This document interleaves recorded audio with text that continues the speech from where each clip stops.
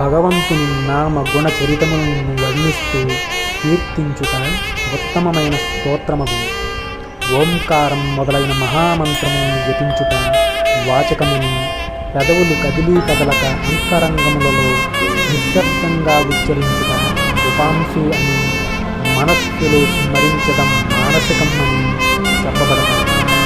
ఈ నాలుగింటిలో ఒకదానికన్నా మరొకటి ఉత్తమమైనది కనుక అధిక ఫలములను ఇచ్చేది అవుతాయి. అన్నిటిలోనూ చివరదైన జ్ఞానమే శ్రేష్టమైనది. ధ్యానము సరళమని, విరళమని రెండు రకములు. సరళమనగా ఆటంకములు లేనిది, విరళమనగా ఆగి చేసేది. నదీ ప్రవాహంలాగా, నీటి ధారలాగా ఎటువంటి ఆటంకం